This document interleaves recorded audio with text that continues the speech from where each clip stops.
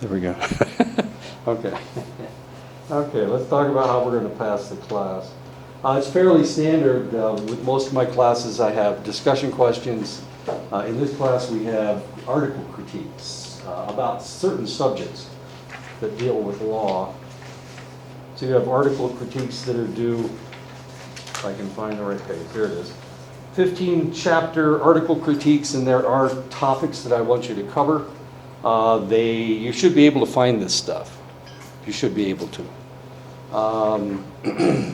There's a 5-page library paper about something that deals with forensic psychology or with Psych and Law. There are 3 tests.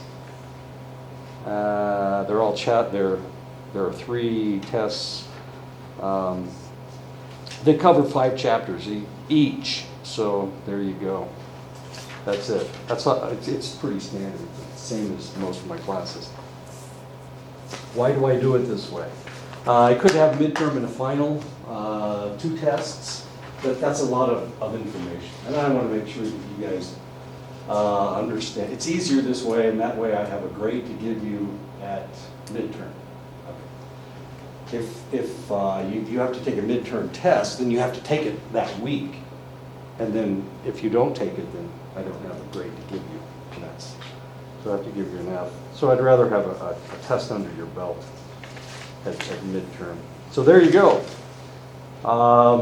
As you know, we're teaching 11 classes this semester, 11, 12, 13 classes this semester, and I'm teaching 8 of those 13 classes. The 2 of the classes Sue's taking, 2 of the 2 499 classes she's taking. She'll actually be here today if anybody wants to talk to her, I think. She said she was going to be here, but I don't know if that's true or not. So I'm teaching 8, so I'm kind of buried. And like I tell you guys every time I talk to people, I'm just here for a good time, so that's what I'm after. I'm after a good time. Can everybody see the board okay? Yeah. Okay, do you want me to turn the light off, or? All right, guess what happened yesterday? Guess what happened? This man murdered this girl. Turns out he's her father. She is 15 years old. This happened yesterday, right outside of Charlotte, North Carolina. As you can see, he's probably white and she's probably African American, of African descent to some extent. He's her father. And for some reason she was visiting him, and while she was there, he strangled her and slit her throat. And then he went to the cops and turned himself in. Why did he do it? Any guesses? Your guess is as good as the cops, because he ain't talking. All he did was tell them that he murdered her. They went to her, excuse me, they went to his house and they found her body. He did kill her twice. Well, he killed her. He strangled her, and potentially she died after the strangulation, then he slit her throat. But the way autopsies work, we'll be able to tell when she died. Isn't that fun? I know. What a horrible job that is. You're a pathologist and you can tell when somebody died. Any ideas how we can tell when she died? This is horrible. I used to be involved in this kind of stuff. Not killing people. I tried not to. How can we tell? Temperature or body? I'm sorry? Body temperature? Body temperature, we can tell when she died. Any idea how we can tell whether she died from the strangulation or died from the throat slitting? Wouldn't there be like bruising or anything like that? Sure, from the strangulation, Yeah. because he did that first. Okay. Is that going to tell us that she died from the strangulation? Well, maybe when he tried to strangle her and it was taking too long, so he just ended up slitting her throat, which made it faster. But So- we can tell which killed her. Isn't that strange? We can tell whether it was the slitting of the throat or the strangulation that killed her. Would it be because of like, also based on the tissue of the bruising? If he slit her throat and then strangled her, we could tell from the tissue. But he did it the other way around. Are you ready for this? Okay. Well, if he strangled her and he killed her, then her heart wasn't beating when he slit her throat, so she wouldn't bleed out. Isn't that exciting? And that's forensic psychology. It's actually pathology. Doesn't have anything to do with psychology. They were different races, potentially. Maybe he saw her as black versus is the woman that he reproduced with, her mother is probably black, I'm guessing. The probability that she's another race is fairly remote. It's kind of hard for somebody to look like this with a father who looks like this if the mother doesn't look something like this. All right, that's genetics. All right. Maybe in the future we'll figure it out. Maybe on Thursday I will tell you why he murdered her. Maybe she smarted off to him. Who knows? I guess we'll find out. As weird as that is. Anyway, that happened yesterday. So now we have to figure out why. Would you give him a gun? If he'd never committed a crime before? He looks kind of crazy, doesn't he? In this picture. He looks kind of nuts. Look at his eyes. Why are his eyes open so? Maybe he's on drugs. He's on drugs. Is that, can you guys still see? Yeah. Okay. I don't know. Maybe he's on drugs. Maybe she was on drugs and that's why he killed her. I don't know. I can't remember her name. Whoops, I would better. There was a Batman premiere in Aurora, Colorado. Can't remember the year. It was 2 or 3 years ago. A guy went in there with a AK, not an AK-47. We went in there with an AR-15. We went in with an AR-15 with 100 rounds of ammunition in a drum. And now, as cool as that is, his name was James Holmes, and he started shooting. He killed 12 people and he wounded 60. Just 2 weeks ago. Just 2 weeks ago, a guy in Dayton, Ohio, went into a bar, opened fire, and then they killed him. And he was only shooting for 32 seconds. They know exactly how long the man was shooting because they had a camera on him. He shot for 32 seconds. He killed 9 people and wounded 26 in 32 seconds. Why? Well, first of all, he had a military-style rifle. He had an assault rifle, and he had a drum of 100 bullets in a magazine. And he was able to loose that many bullets in 32 seconds. That he killed 9 and wounded 26. The guy that went into the Aurora theater was dressed like this. That's armor. He's wearing body armor. So was the guy in Dayton. He had body armor on as well. But the police were able to kill him. They engaged after 20 seconds. So he was only shooting at the patrons for actually 20 seconds. And then he was shooting at the police. And the police brought him down after fairly quickly. Okay. Anyway, there he is. There's a picture of him. He looks a little crazy too. He was a PhD student, which is kind of interesting. He wasn't doing very well. Actually, he just dropped out of the program not very long before that. He looks a little crazy as well. Would you sell this guy a rifle? An assault rifle? Oh, come on. The drum with a magazine that holds 100 rounds. It wasn't the guy in Dayton that bought the rifle. It was somebody else, and he gave it to him.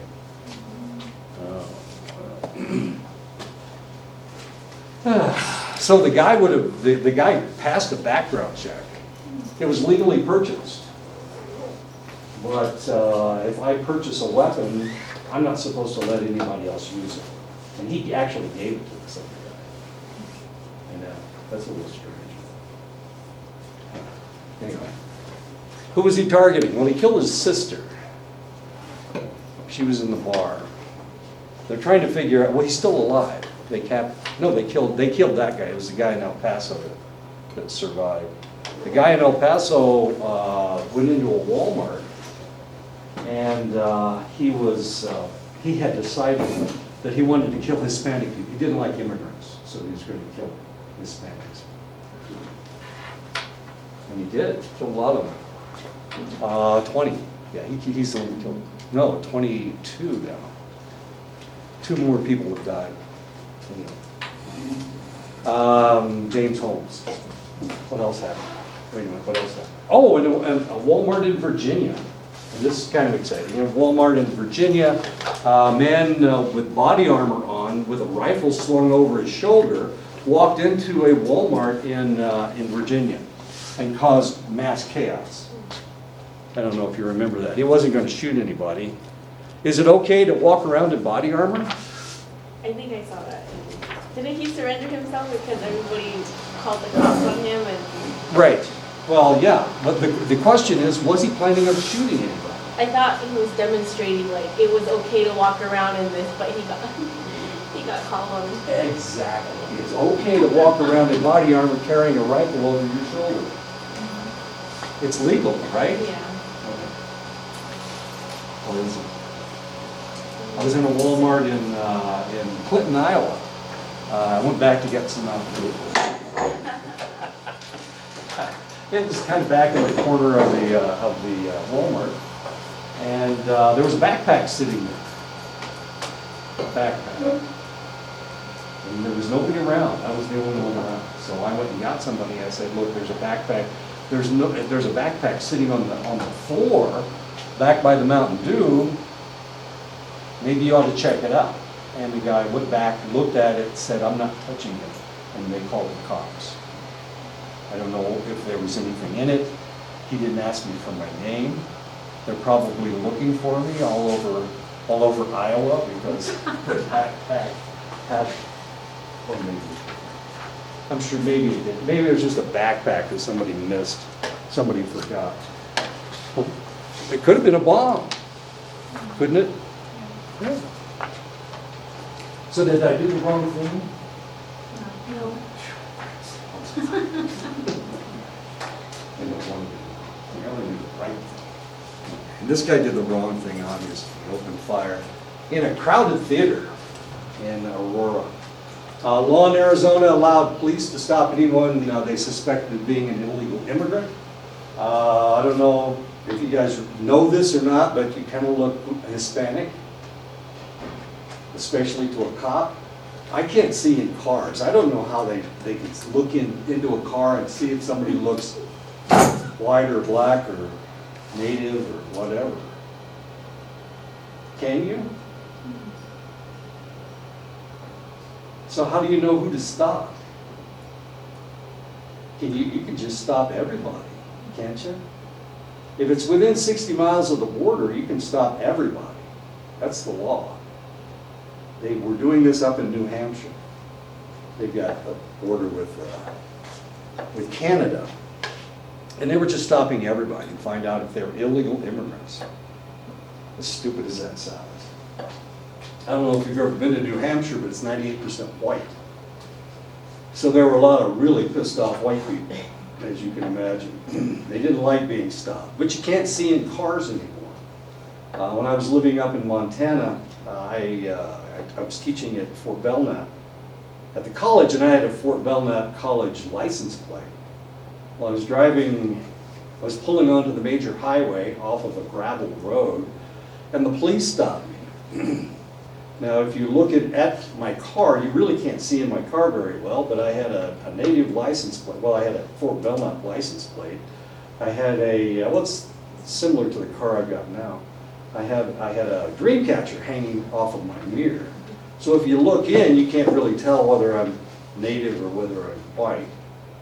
And of course, when he saw that I was not native, he was very apologetic about stopping me. Thought I was a native guy driving down a gravel road. Is it illegal if you're native to drive on a gravel road? The answer is no. Hell no, it's not illegal. But that's not where natives usually are, driving down that gravel road. So he assumed I was doing something really bad in a Mazda Miata. That's one of the favorite cars on the reservation, the Mazda Miata. It's about the size of a kiddie car. Only little tiny Japanese people can ride in it, and me. I'm only 5'6". If you've ever been in that part of Montana, the natives are huge. They're gigantic. They're like 6'2". All their guards are 6'4". If you're not 6'4", you can't play basketball. We're talking about basketball. Their center's 6'8". These are big, big people. They don't fit in that car. I don't know what he was thinking when he stopped me. Anyway, he stopped me to find out what I was doing driving down that road. Yeah, it's probable cause. As long as you have probable cause, you don't have to say outright, I stopped you because of this. It could be for something totally different, like, oh, I stopped you. Well, since I stopped you, might as well check your driver's license and everything. Sure. He checked everything. I was Yeah. clean. I'm clean. He stopped me because he thought I was native. But there was a law in Arizona that they could stop anybody they wanted, and in essence, they could stop anybody. Anybody at all. Like they could stop everybody if they wanted to. They didn't have to. They didn't have to be a Spanish. No, it was thrown out. But Judge Arpaio, the sheriff of that county, whatever it is, Maricopa County, he was still doing it, and the federal government put him in jail, and Trump gave him a pardon. So don't worry, Judge Arpaio is out of jail. Research indicates that Hispanic residents of Arizona are now less likely to report crimes for fear that they will be harassed by the police, and this is very likely. Arizona has a very large Hispanic population, relatively large. After a 10-year-old was killed by a drunk driver, the driver was sentenced, this is in Dallas, the driver was sentenced to 180 days in jail. Over the next 10 years, he had to spend Christmas Day in jail, he had to spend New Year's in jail, he had to spend the child's birthday in jail so that he could feel the pain that these individuals felt from the loss of their 10-year-old daughter. Kind of an innovative way of making somebody feel the pain that they cause.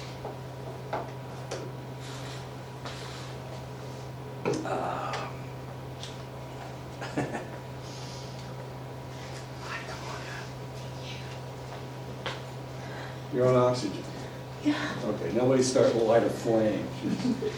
You make sure you're close She's to me. explosive. She's explosive. Where do you want me? Oh, any place you want. Sit down anywhere. There's a seat there, there's a seat there in the corner. Or just sit back there. Could you tell them to stop moving you around so much? Please, thank you. I'm really popular. I know.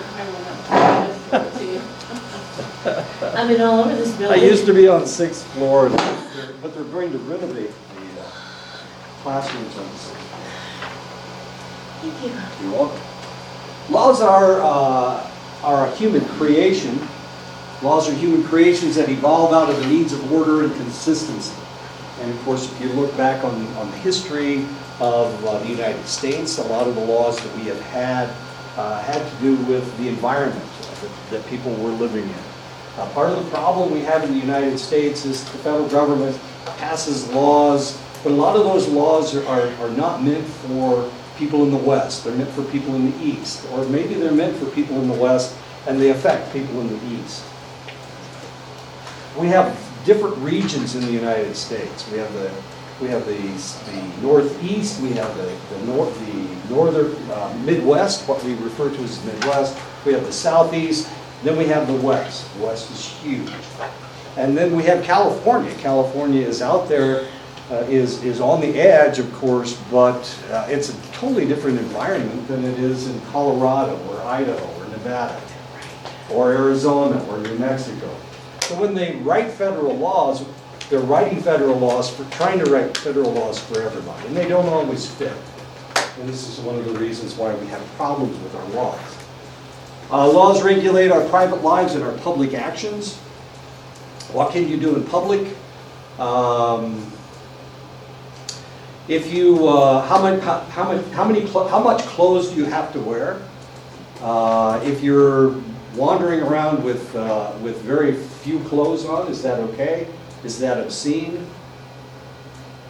If you're wearing Daisy Dukes and a crop top that just barely covers your chest and you're a female, is that appropriate behavior? I would. Well, in California, sure. So if in California it's okay, isn't it okay in Massachusetts and North Carolina and in the deserts of Arizona? Is it? If it's obscene in Arizona or Salt Lake City, where it's a fairly conservative place, shouldn't it be obscene in California and Oregon? They have nude beaches in California. They have nude beaches in Oregon. They have nude beaches in North Carolina, where you don't have to wear any clothes at all.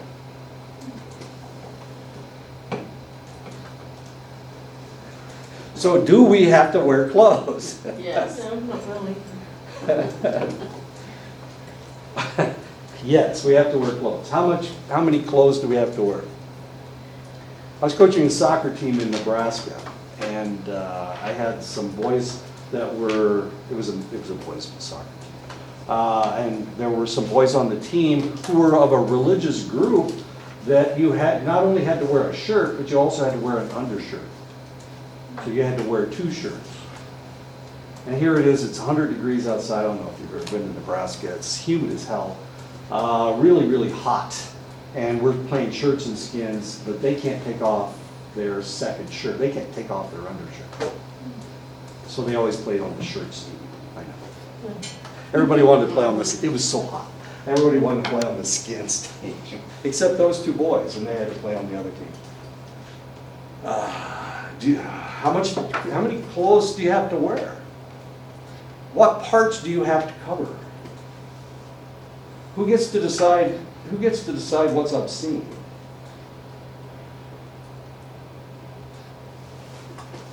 The federal government? The state?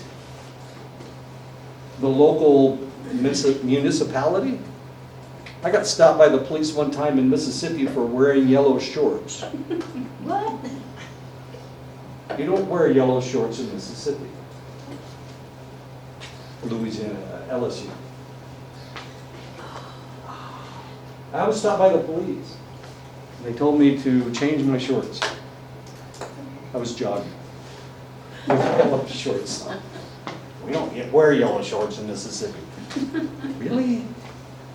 Is it specific? Do you wear white shorts? Can I wear blue shorts? Can I wear any color you want, but not yellow? Okay.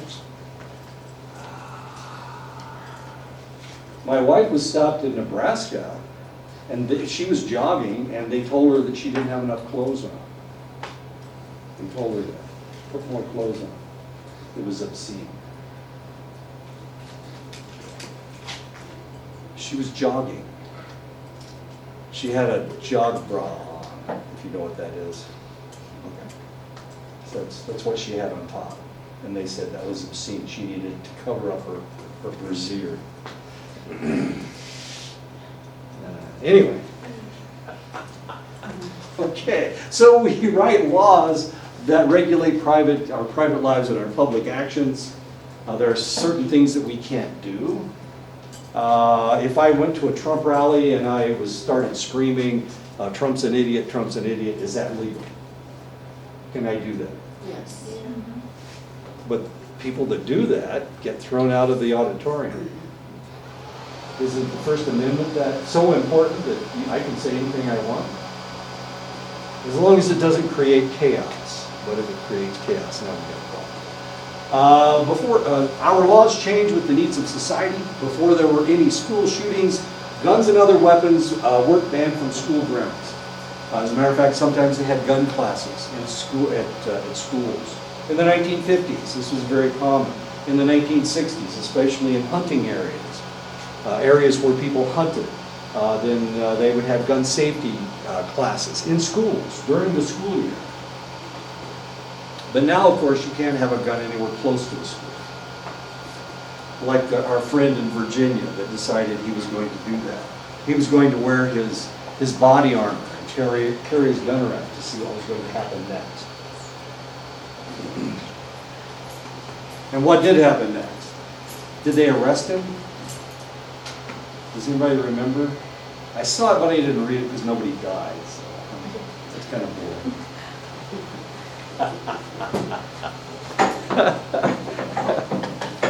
Did they arrest him for creating a public nuisance? In Arizona, you have a public, you can carry a weapon in public as long as everybody can see it. Not a Talk about concealed. the recent one, that recent one? The recent one when he was walking around with all that stuff? That's in Virginia. Each state has their own laws. And Arizona has a public carry law, just like it's, 1873 in Dodge City, and everybody's got their gun on their hip. I mean, you can do that in this state. You can dance around all you want with a gun on your hip in this state. So is it illegal to carry a gun? Well, of course not in this state. If he were walking around in this state, they couldn't arrest him. Let me give you another example. I was in Clinton, Iowa. I was teaching at Ashford University. Ashford University is down near the river, so you have to drive up to get out of Clinton. You have to drive up the riverbank. So, and Ashford is down near the river. So I was going home one night, and a young man, and he was a teenager. It was raining this day, and it was kind of cold. And he had a gun underneath his coat. I could see the butt of the gun sticking out of the top of his coat. I could see the barrel of the rifle out of the bottom of his coat. And he was walking down the street toward the school.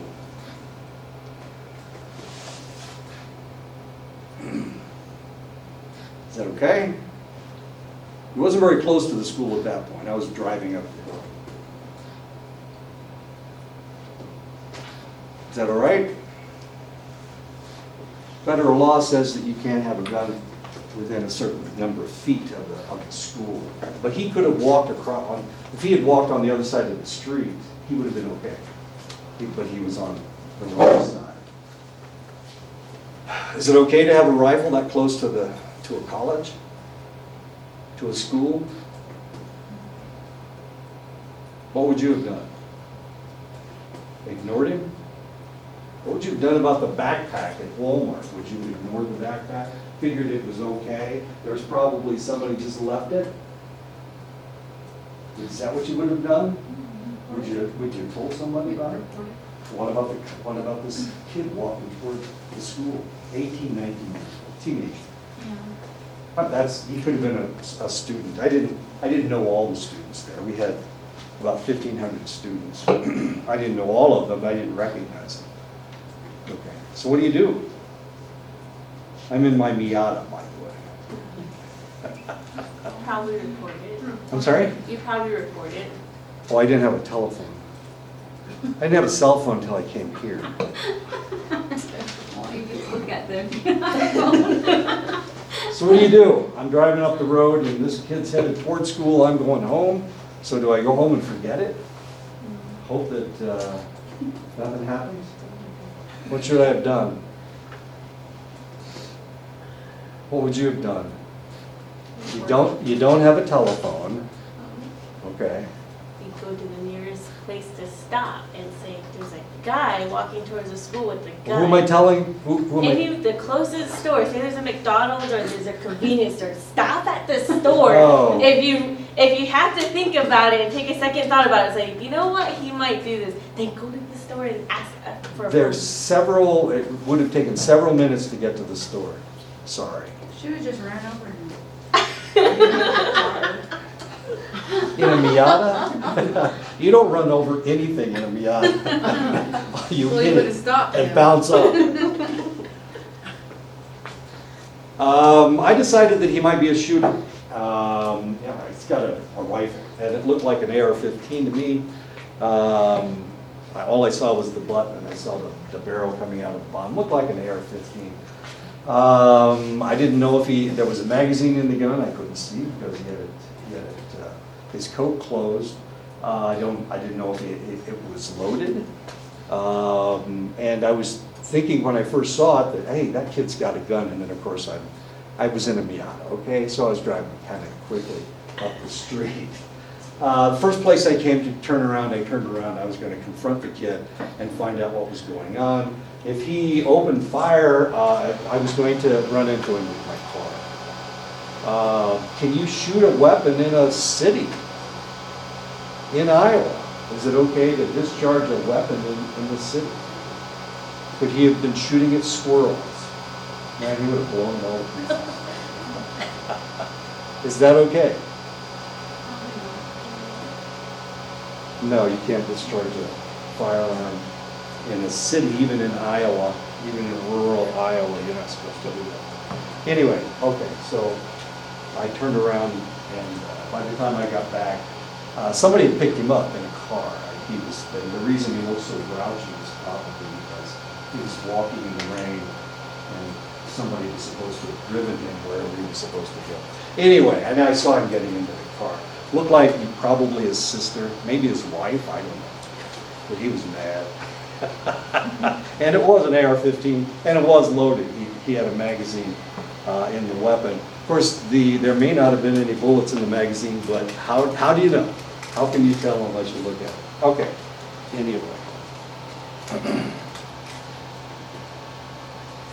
So in order to know if somebody's going to shoot somebody, if we're all armed and dangerous and we go into a Walmart, how do we know which one of you are going to pull the trigger? Especially in this state, where you have an open carry law. So if all of you are armed, do I trust all of you not to shoot me? Yeah. Can I? Of course. Really? Well, if you're smiling, does that mean you're not going to shoot somebody? If you're frowning, does that mean you're going to shoot somebody? If you look like you've got something else on your mind, does that mean you might hurt somebody? Psychology, I swear. This is too hard. You guys missed the murder. Okay. He murdered her. It's his daughter. Did anybody read this besides me? I thought I'd throw something in here. This is what I came up with. In Charlotte, North Carolina. It happened yesterday. Strangled her and slit her throat. Sick pervert. I don't know about the pervert. I guess we'll find out. It was his daughter. His He daughter. murdered his daughter. Yeah. Look at those eyes. Those say he's sick. Well, they said, open your eyes and look crazy. He said, I don't know if I can do that. Oh, come on, try. Okay. And he did it. He did a good job. And so did James Holmes, who, by the way, is in prison for life for killing 20 people. Oh, is that in Denver? That's in, yeah, it's in Aurora. For some reason, he dyed his hair red. Who was he trying to look like? Lucas. The Joker? This is a Batman movie. I don't know. Anyway. It's too much fun. Okay. Of course, once upon a time, you could have all the guns at schools that you wanted, but now, of course, since there have been so many mass killings, especially in schools, especially down in Parkland, now guns are prohibited around a school, any school, especially in elementary school. I have no idea why people pick on little bitty kids. Why that kid, the first shooting, of course, was at Sandy Hook, where he killed 26 people. 22 of them were first graders. The rest of them were the adults trying to protect the first graders that he killed. Then he shot himself. And now, of course, you can't have guns near a school. Why did he do it? Do we have any idea? He shot his mother, too. Killed his mother. He had autism spectrum disorder, which doesn't seem right to me because that should be an adjective, not a, okay, not a noun. All right. Why did he do it? Do we know why he killed first graders? If you see pictures of him, he looks like, well, he looks kind of like both of those people with these eyes wide open. It's kind of crazed. But his mother thought that she was helping him by giving him, I don't have my time, by giving him guns. She thought she was helping him. And in the end, he developed this sense of violence, that he wanted to be part of a violent society. Seems to be the same thing with the Dayton shooter. He had a history of reading and talking about and playing video games that were very violent. And guns, he was obsessed with guns. And of course, he couldn't get a gun himself. Well, I don't know if he could get a gun or not, but somebody else got the gun for him that he used in the shooting, and the body armor. Is it legal to buy body armor?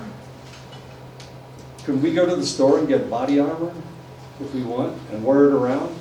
I haven't seen anybody in body armor. That scared the crap out of me, I think.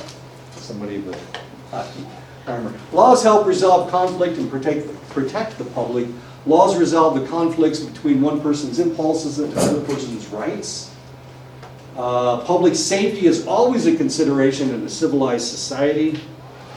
Before laws, people took matters into their own hands as vigilantes. And of course, it didn't always work. If you've seen the movie, The Oxbow Incident, wonderful movie, they think that these individuals were cattle rustlers and they murdered somebody. So a vigilante group goes out and they find 3 individuals. They hang them for cattle rustling and for murder. Because they actually have the cattle from this guy's ranch, and they think that they rustled the cattle and murdered him. As it turns out, of course, they bought the cattle from him, and then they left, and then somebody else came and shot him. And as it turns out in the end, the reason they decide to hang them is because they have murdered this guy, everybody's friend. So they go ahead and hang the 3 guys. Turns out the guy shot himself. Discharged the weapon all by himself. And he sold the cattle to those guys. But the vigilante group hung them anyway because they thought that they had murdered this guy. Anyway. Now, of course, we don't have vigilante groups. We try not to have vigilante groups. We have laws to protect the public at every level. The immigrant question keeps coming up. We had militia groups that were going down to the border to guard the border from all of these crazed lunatics that were coming across the border. The individual that opened fire at the Walmart in El Paso said that he did it because the illegal immigrants were all rapists and murderers and drug dealers. They were from the drug cartels. He said Trump let him down too. That's what, Well, like what his motive was. He goes, well, if Trump's not going to do anything about it, then he's like, I might as well. So, I don't know. That's what his motive was. yeah. Trump's been saying very negative things about Hispanic people. As confusing as that. Well, it's not that confusing. It's the best way to get reelected. Changing the laws. Laws must be developed and modified to keep up with the rapid changes in our lives. Advances in neuroscience have changed how the police investigate cases and how judges and juries try these cases. Now we can investigate DNA. So if I kill somebody and I leave my DNA at the scene, they will be able to identify me. But of course, maybe I was just there and I left my DNA there. But of course, if rape was involved, then there will be DNA in the semen, and that's one way to convict somebody of rape. We can use brain imaging machines to see what the brain structure looks like. We can analyze trace evidence, and of course, if you read old Sherlock Holmes stories, he was always looking at trace evidence. The police would go in and they're looking around, they just want to see things, they're not really looking at what's there. They're trying to solve the crime by using macro analysis. And Sherlock Holmes would go in and use microanalysis in order to determine what was going on. Somebody's going to have to keep time because my watch doesn't really work. And I can't remember what time. Okay, thanks. This is kind of obscene, the thing on the left. So, laws keeping up with our changing times. Legislators must now consider that what restrictions should be placed on online activities. Now we're talking about doing something with. Checking people's Twitter accounts and tweet accounts and Facebook accounts, find out if they're violent, find out what they're thinking. People keep complaining, well, geez, this guy talked on the internet about shooting people. I have a friend that he hated Obama for no reason. Well, he had a reason. His reason was black people shouldn't be president of the United States. And he said, I'll do anything to get rid of President Obama. And he said that over and over and over again. Obama didn't do a bad job, and that he really had nothing to complain about. So he said, I ought to go shoot the president. You can't say that. You can't talk about assassinating the president. That's illegal. You can be arrested for that, and you should be arrested for that. It's a stupid thing. Stupid thing to say. I didn't turn him in. I could have turned him in, but I didn't turn him in. And he had the means. He's a hunter, so he had a hunting rifle.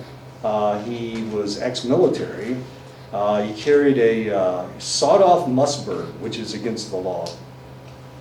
It was sawed off under his seat because he'd been a cop, and he said that there were a lot of people that potentially wanted to do him harm. Nobody ever did him harm. He died of a heart attack from smoking for most of his life. He killed himself by smoking. Anyway, why am I talking about this? Oh, we're talking about the internet. Yeah, so I mean, there's a lot of stuff on the internet. There's a lot of people that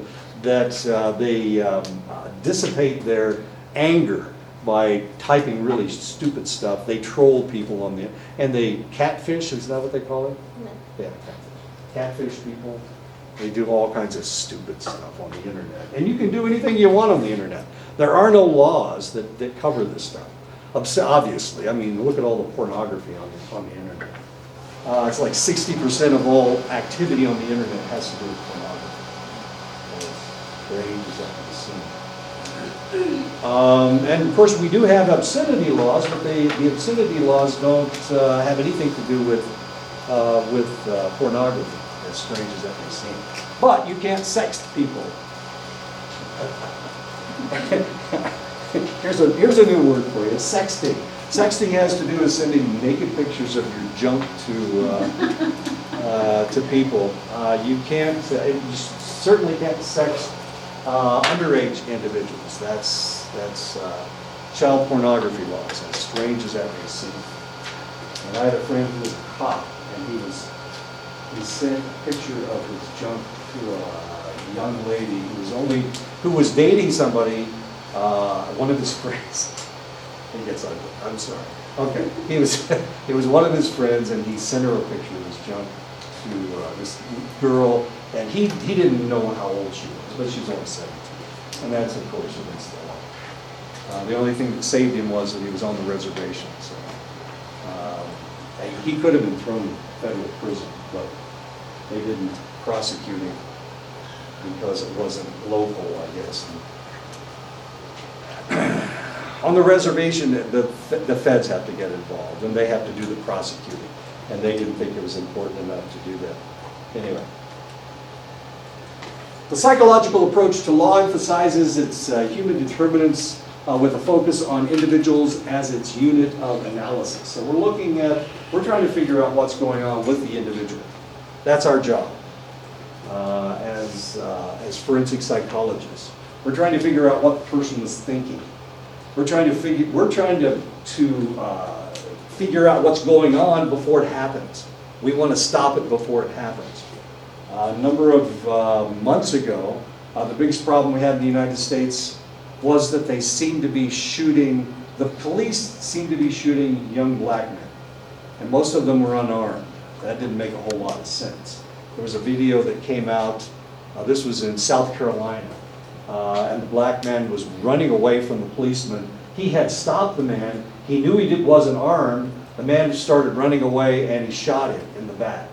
And then he went up to him and he shot him in the back of the head. And they had all this on video. As stupid as that sounds.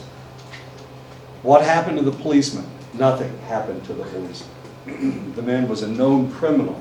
And because he was a known criminal, he was allowed to execute the individual. And this was a problem. So we do have a problem with the police. Who becomes a policeman?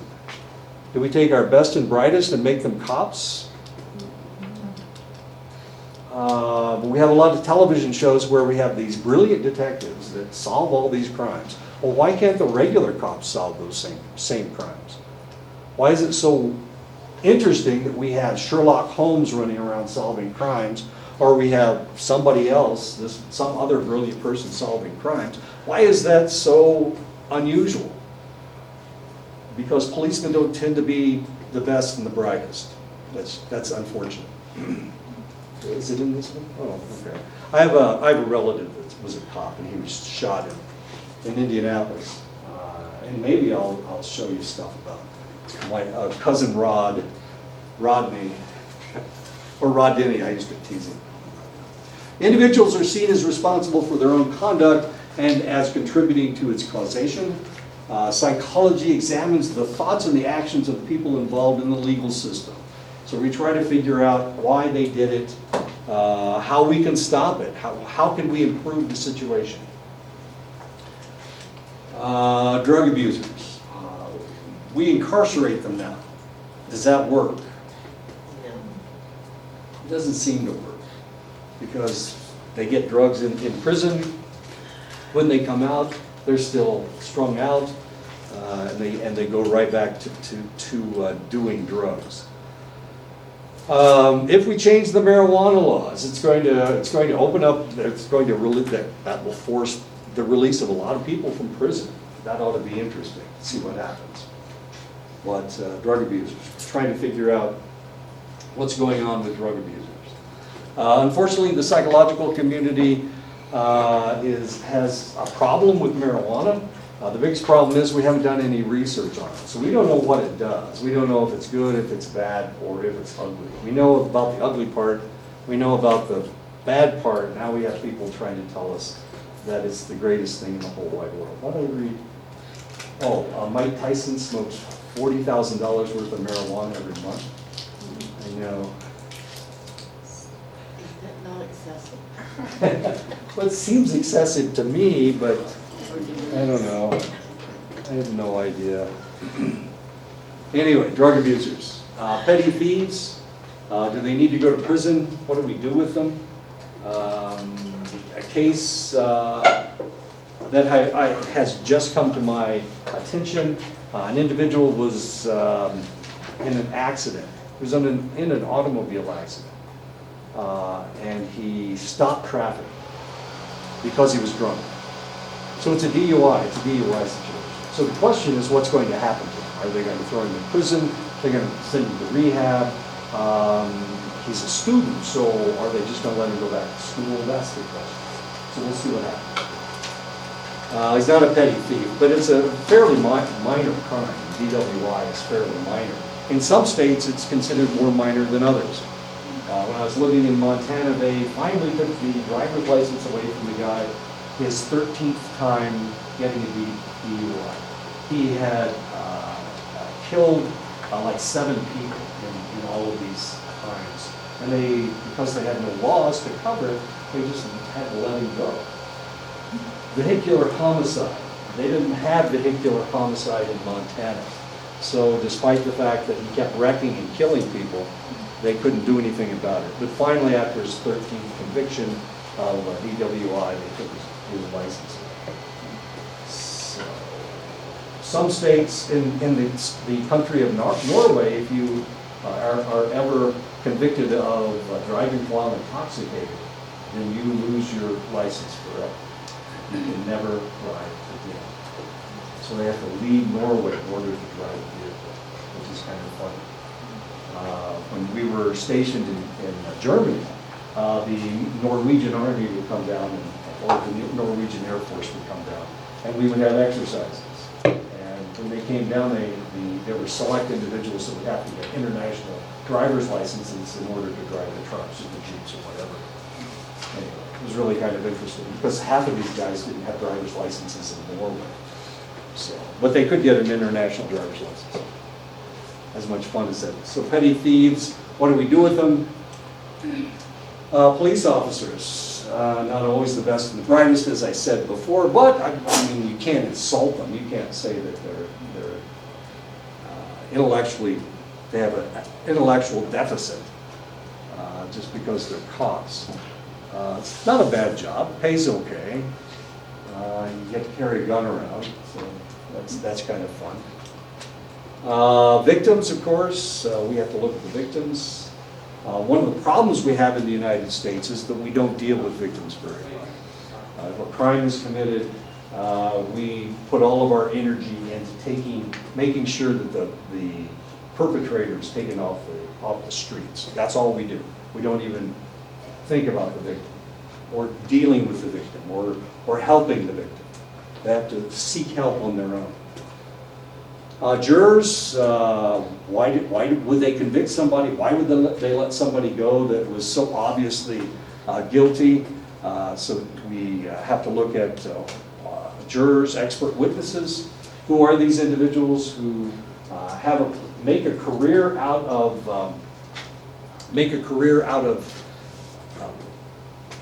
testifying for anybody? They'll testify for anybody. And all they need to know is, well, how do you want this to go? And that's your expert witnesses. Corporate lawyers, of course, a lot of times corporations rip us off. They steal our money, and they know that they're doing it. And the people that tell them that they can do it are people who are corporate lawyers. If you have been studying Donald Trump and Donald Trump's past, like most people have, or a lot of people have, you know that one of the reasons he does what he does, or he says he can do what he said, or why he won't admit that he made a mistake, is because he had a corporate lawyer once named Cohen, I can't think of his first name, who told him never admit that you did something wrong. If you admit that you did something wrong, then you're guilty. And as long as you don't admit it, then you're not guilty. And if you have enough money, you can draw this thing out and you'll never be guilty. And that's what Donald Trump has done all of his career. No matter, I mean, how many bankruptcies has he had? Has he ever been found guilty in any case? Never, because he always draws it out to the point that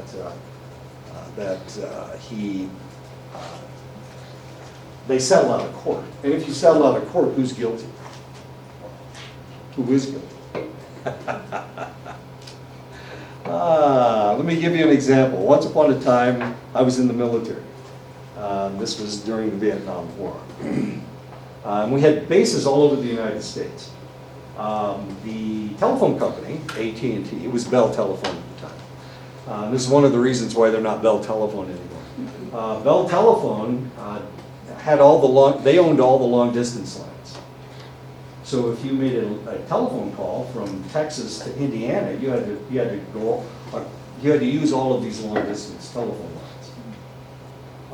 But if you were on Reese Air Force Base in Lubbock, Texas, then you had to make a connection to get onto those long distance telephone lines. If it had been an AT&T or if it had been Bell Telephone, you could have just picked up your telephone and made your telephone. And you would have paid the connection fee with the people in Indiana. But that's not the way it worked. Because Bell Telephone didn't own any of they didn't have any companies around military installations. So all the military installations had to have their own telephone companies, or that area had to have their own telephone companies. box, and they were usually fairly small telephone. So in order for you to make a telephone call from the base, off the base, you had to make a connection between this telephone company and Bell Telephone. And Bell Telephone charged you through the nose to make that connection. So all these military people all over the United States were they were being cheated. Let's just say that. They were being cheated because, oh, there's a clock. There's a clock. I got it. That's a clock. They were being cheated. So, military people, and they're not all real bright, and half of them were headed to Vietnam anyway, they were making these telephone calls, and they forgot about all the telephone charges they had. It cost you $150 to get a telephone bill, because you had to get long distance connection with Bell Telephone. But if you were military and you were living in military housing, then it cost you $150. So every time you moved, you not only had to pay all these strange deposits, but you had to pay Bell Telephone $150 installation fee. Now theoretically, you could carry that to the next place. You also had to rent your equipment. You couldn't have, if you used a Bell Telephone line, then you had to have Bell Telephone equipment. They wouldn't connect your telephone, an alien telephone, to the telephone because they were afraid it would mess it up.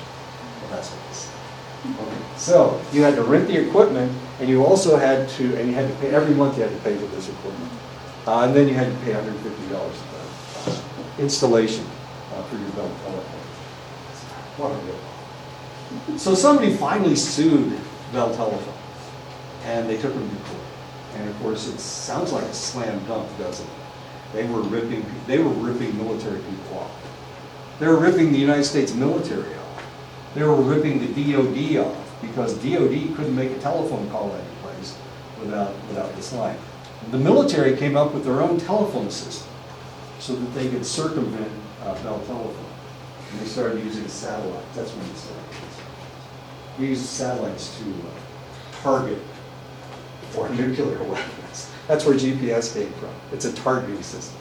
And we can target within 3 feet.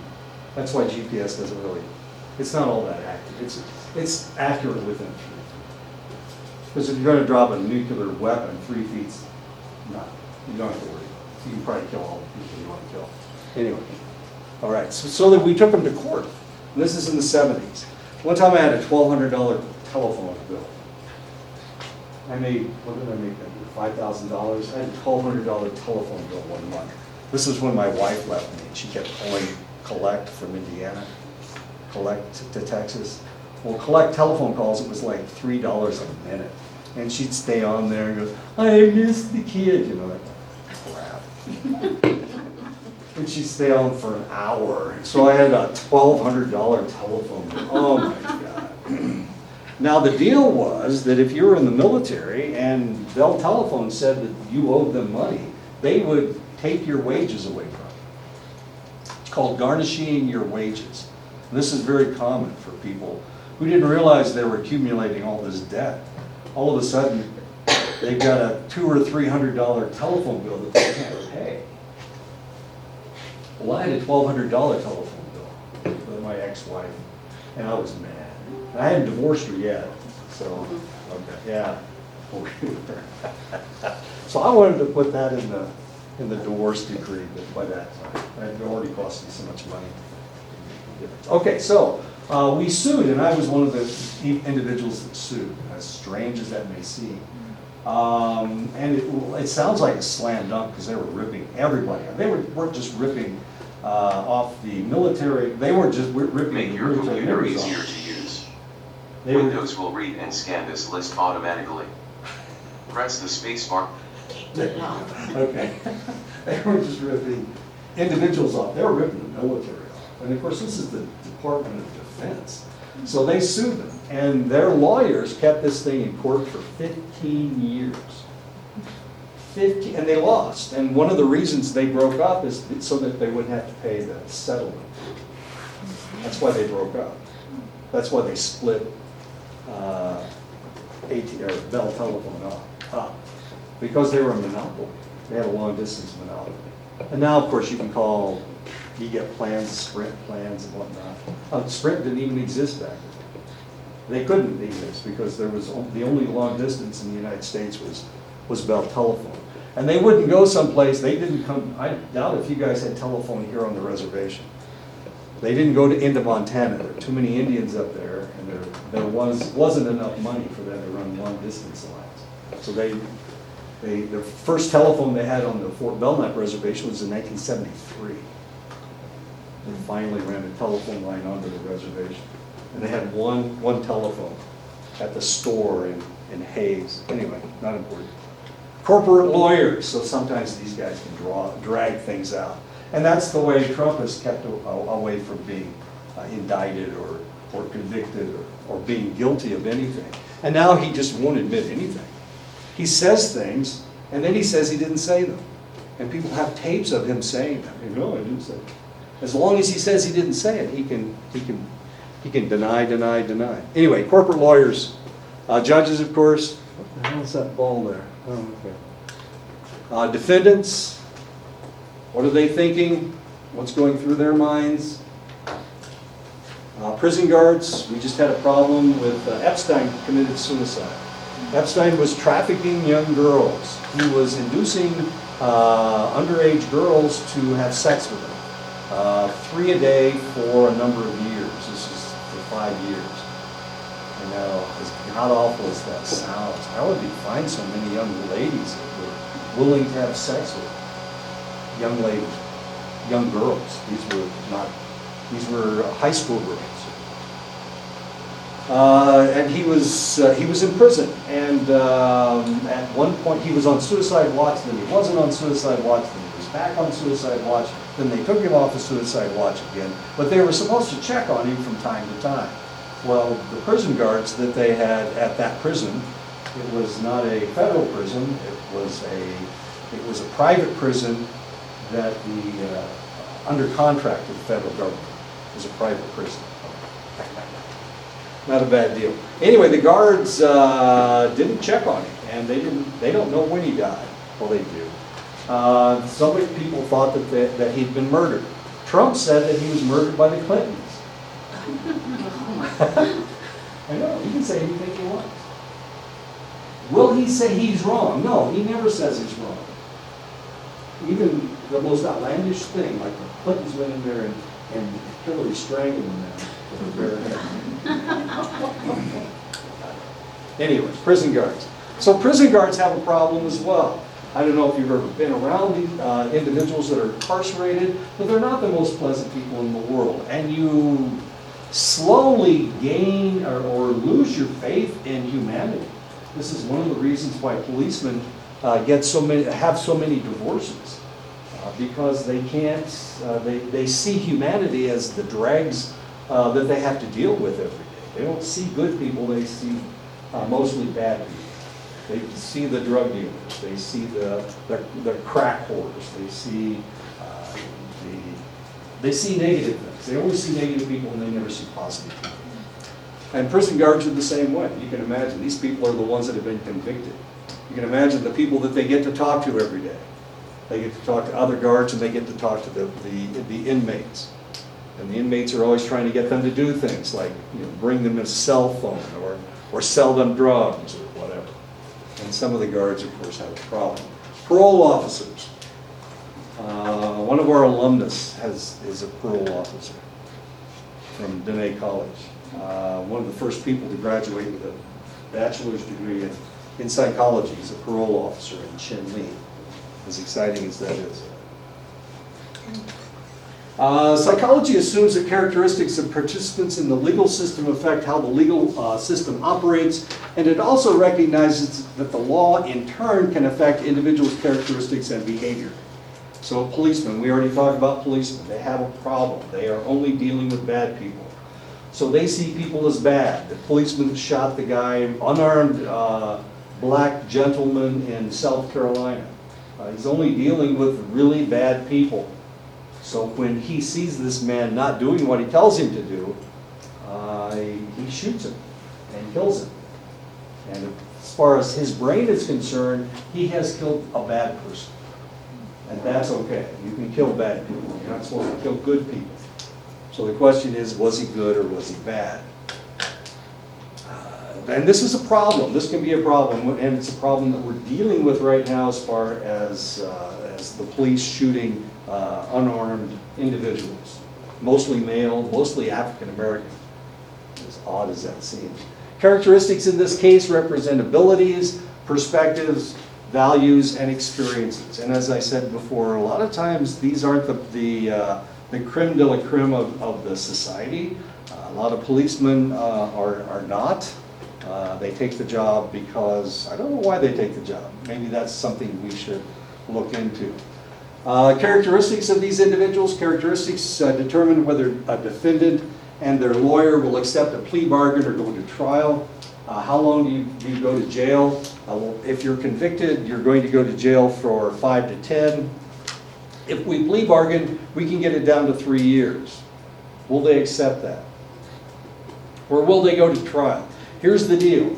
If they are prosecuted and they go to trial, then potentially they'll either get 0 years or they'll get 10 years. So what are you going to do? You're going to take the 3? You have to admit that you committed the crime if you take the plea bargain. But potentially you can get off scot-free if you're not convicted. So what do you do? What do you do? I don't know. What do you do? You take the 3? Do you take you're going to gamble on the 0? Or maybe you'll be in jail for 10 years. Even if you go to jail for 10 years, probability is you won't spend 10 years in jail. If you're a good boy, then potentially you'll get off in 5. So you plea bargain down to 3, and even if you plea bargain down to 3, they can still release you early. Maybe. This is what happened with Epstein down in Florida. Epstein was convicted of trafficking young women down in Florida. They put him in prison. In New York, they wouldn't give him bail because he's wealthy. He had all these jet airplanes. He owns an island in Jamaica. Well, he owned an island. Now he's dead. He owned an island. So what's going to keep him from staying there? That was what they said up in New York. But in Florida, they gave him a sweetheart deal.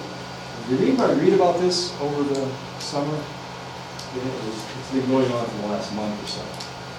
Fascinating stuff. Nobody read about this? The man trafficking young girls? The millionaire trafficking young girls. They had pictures of him and Trump together. Trump wrote a story about him in the New York magazine.